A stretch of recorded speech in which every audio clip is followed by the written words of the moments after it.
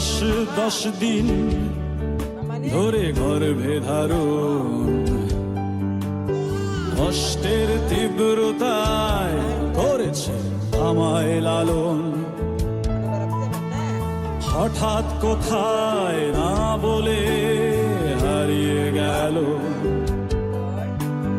জন্মান্তরের বাঁধন কোথা হারালো। সবাই বলে ওই আকাশে লুকিয়ে আছে, খুঁজে দেখো পাবে দূর নক্ষত্র মাঝে। রাতের তারা আমায় কি